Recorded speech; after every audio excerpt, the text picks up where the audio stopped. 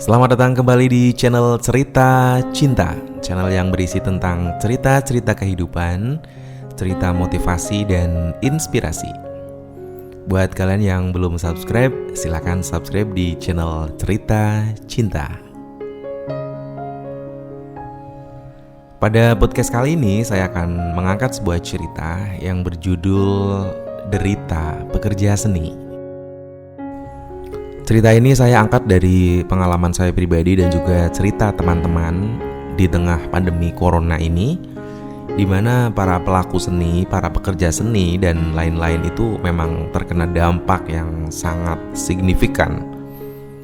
Biasanya di masa-masa seperti ini atau bulan-bulan seperti ini tuh memang banyak sekali event-event yang diadakan, baik itu hajatan dan event-event lainnya, yang itu mampu untuk membuat para pelaku seni dan pekerja seni yang lainnya itu bisa berkreasi atau berkarya. Tapi untuk saat ini benar-benar stop, benar-benar tidak ada acara yang diizinkan karena memang situasi pandemi corona ini memang belum selesai gitu. Dan ini menjadi masalah besar buat para pekerja seni karena dengan adanya pemberhentian izin dan juga kondisi yang saat ini memang tidak memungkinkan, sehingga mau tidak mau para pelaku seni ini harus memutar otak, harus kreatif, harus memikirkan job-job yang di luar pekerjaan seperti biasanya. Sehingga sekarang banyak sekali pelaku seni, pekerja seni yang banting setir. Misalkan bisnis, terus usaha yang lainnya gitulah.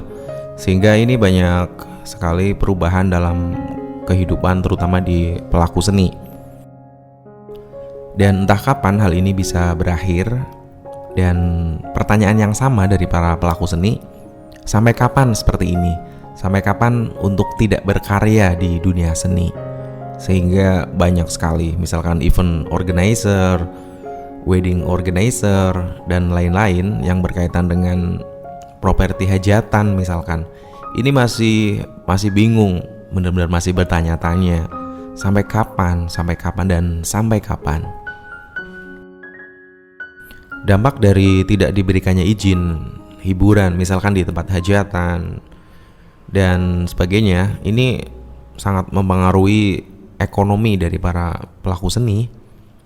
Sehingga para pelaku seni ini berharap adanya solusi dari pemerintah, bagaimana caranya agar para pelaku seni ini bisa tetap berkarya, bertahan, dan berkreasi. Bukan berarti para pelaku seni ini mengemis bantuan ya sama pemerintah, karena saya yakin bantuan dari pemerintah pun itu tidak akan cukup. Apalagi kalau misalkan bantuan pemerintah ini hanya untuk konsumsi sehari-hari, ini juga pasti akan tidak cukup. Jadi bukan berarti para pelaku seni ini menyalahkan aturan dari pemerintah, bukan, tapi hanya ingin solusi yang terbaik itu seperti apa. Misalkan diperbolehkannya hiburan di tempat hajatan, tapi tetap mematuhi protokol kesehatan, tetap menjaga jarak, tetap menggunakan masker, tetap menggunakan hand sanitizer. Atau mungkin ada pelatihan-pelatihan tentang kewirausahaan, sehingga para pelaku seni ini bisa mempunyai ilmu yang baru, sehingga permasalahan ekonomi ini bisa diatasi. Dan satu pertanyaan yang banyak dibicarakan oleh teman-teman pelaku seni, bahwa kenapa sih di tempat lain atau di tempat-tempat wisata atau tempat keramaian yang lain itu masih kadang ada saja warga yang berkerumun gitu. Bukan berarti kami bilang bahwa itu diperbolehkan, tapi kenyataan di lapangan itu kadang-kadang masih aja ada warga yang berkerumun di satu tempat dan itu tidak mematuhi protokol kesehatan gitu.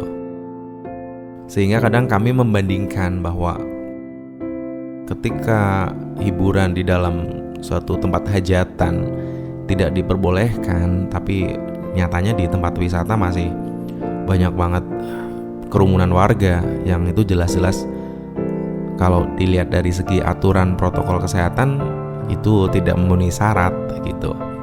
Sehingga kami butuh solusi, kami butuh sinergi dari dinas terkait ataupun pemerintahan terkait tentang bagaimana solusi untuk para pelaku seni, para pekerja seni, para pemilik perusahaan yang bergerak di bidang seni seperti panggung, trateg, tarub, sound system, dan pelaku seni yang lainnya.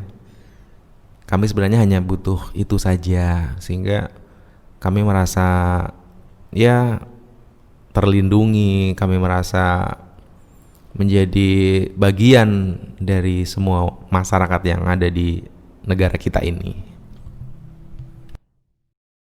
Yang terakhir, marilah kita berdoa agar wabah COVID-19 ini segera berakhir dan semua warga masyarakat ini bisa melakukan aktivitas seperti biasa, dan negara bangsa Indonesia ini menjadi negara yang solid, negara yang gemah ripah loh jinawe. Terima kasih, saya Arif Irvana. Sampai ketemu lagi di podcast berikutnya. Dadah.